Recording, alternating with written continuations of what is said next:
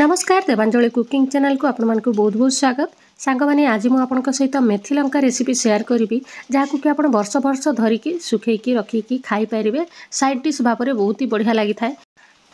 आपण माने जदि तीखा लंका खाइबा पसंद करते ताहले ए भिडियोटी आपण माने निहाती देखिबा दरकार।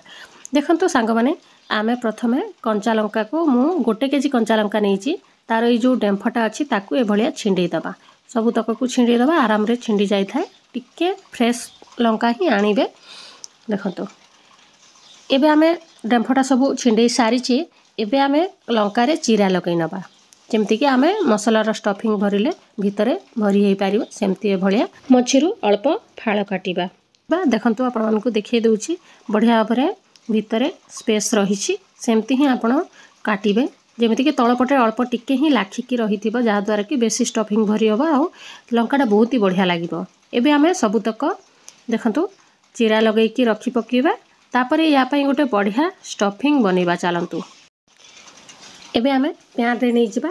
जेहेतु मु 1 केजी नैची सेति पई 3 चामच नैची मेथी दाना। एबे आमे फ्लेम को पूरा लो करिकी याकू लो फ्लेम रे ही किछि समय भाजी नबा। धीरे धीरे तार कलरटा चेंज हो जिवो। बेसी हाई फ्लेम रे जमारू भाजीबेनी पूरा लो फ्लेम रे ही करिबा। देखंतु धीरे धीरे तार कलरटा बढ़िया भाव रे चेंज हो आसुची।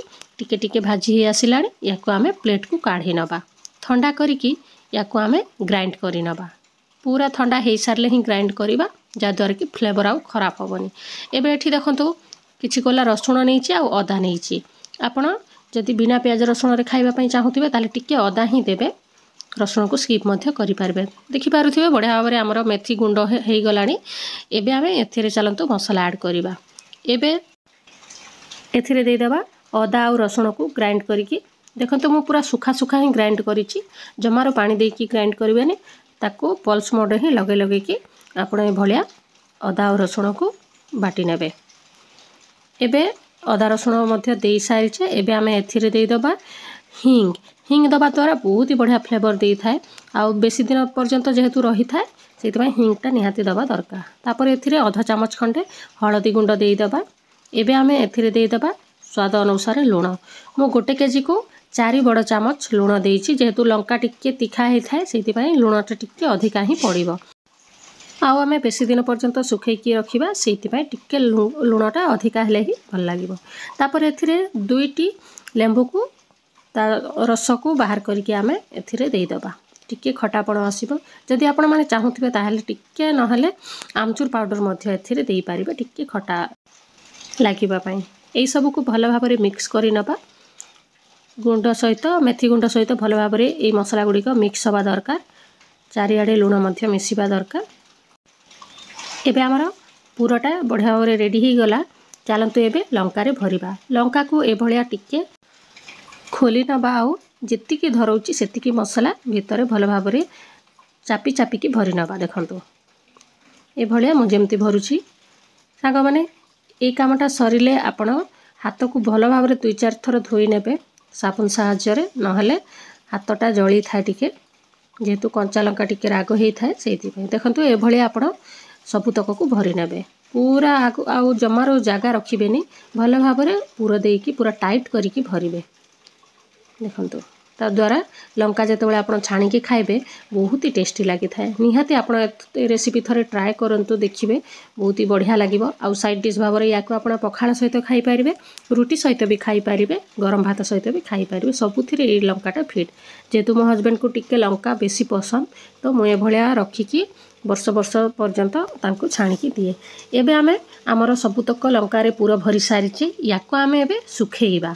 जे पर्यंत कि भल भाव रे सुखी न जाइछि। भल भाव रे खरा होउथिले ही सुखेइबे। टाण खरा रे याको आमे सुखेइबा।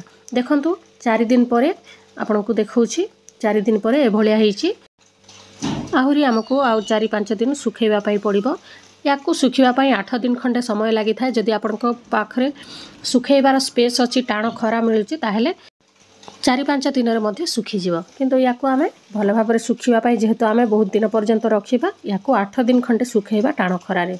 आउ जमारो टिके भी कंचा अंश नथिबो से पर्यंत सुखेइबा। आपण मानकू देखै दउछि याकू केमती खाइबे। एबे आमे कढ़े रे अल्प टिके तेल नै जिबा। तेल को गरम करि नबा।